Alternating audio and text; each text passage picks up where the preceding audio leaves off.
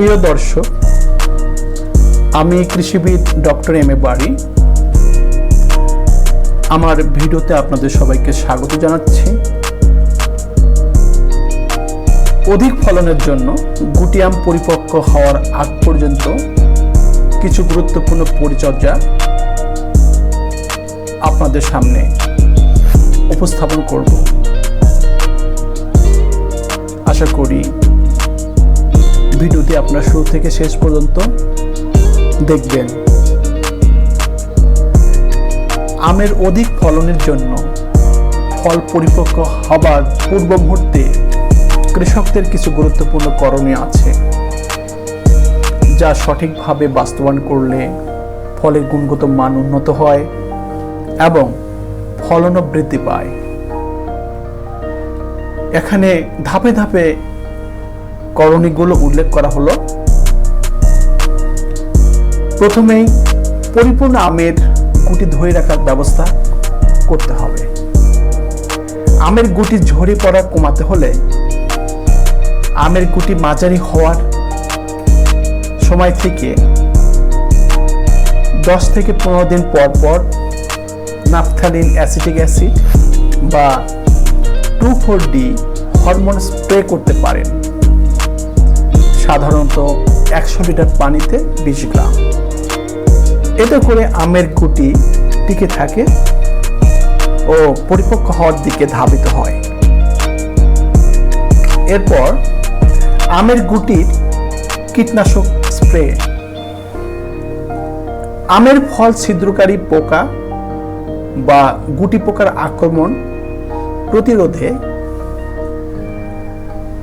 আমের গুটি হবার 20 থেকে 25 দিন পরে প্রতি 15 দিন অন্তর ডেল্টামেথ্রিন বা কার্বারিল জাতীয় কীটনাশক স্প্রে করা উচিত।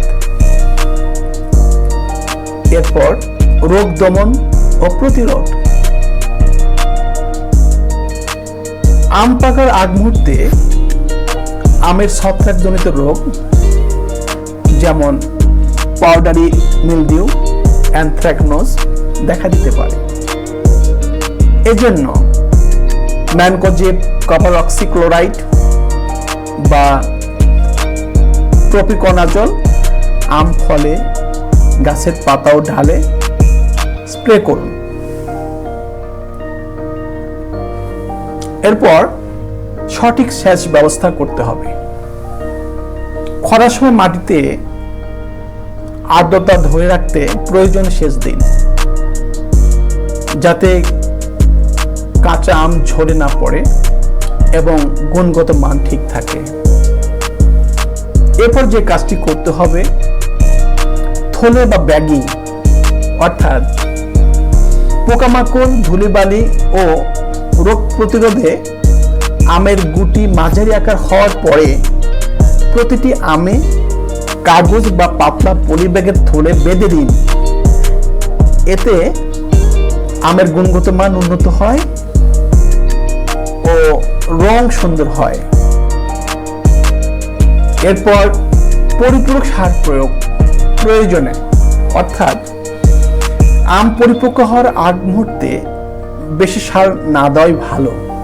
তবে যদি গাছে দুর্বলতা দেখা যায় আর কি, গাছ দুর্বল হয়, সেই ক্ষেত্রে সামান্য মাত্রায় জৈব তরল সার বা পাতায় স্প্রে করা ফলিয়ার ফার্টিলাইজার ব্যবহার করতে পারেন। এরপর যে কাজটি করতে হবে, আগাছা ও পচা আম পরিষ্কার। গাছের নিচে ঝরে পড়া আম, শুকনো পাতা ও আগাছা পরিষ্কার করে ফেলুন। এতে করে পোকামাকড় এবং রোগের বিস্তার রোধ হয়। এরপর যে গুরুত্বপূর্ণ কাজ করতে হবে সেটি হলো পাখি ও বাদুড় থেকে রক্ষা। আম পরিপক্ক হওয়ার আগে জাল দিয়ে ঢেকে রাখা বা আওয়াজ তৈরি করার মাধ্যমে, যেমন টিন বাজানো, পাখি ও বাদুড় তাড়ানো যেতে পারে এবং এতে আম নষ্ট হওয়া কমানো যায়। এরপর যে কাজটি করতে হবে সেটি হলো আম সংগ্রহের প্রস্তুতি। বাজারজাত করার উদ্দেশ্যে পাকা আম সংগ্রহের আগেই গাছ থেকে পরিপক্কতার লক্ষণ শনাক্ত করে আম সংগ্রহের দিন ঠিক করতে হবে। আম যেন খুব কাঁচা অবস্থায় সংগ্রহ করা না হয়, তাতে স্বাদ ও গুণগত মান কমে যায়।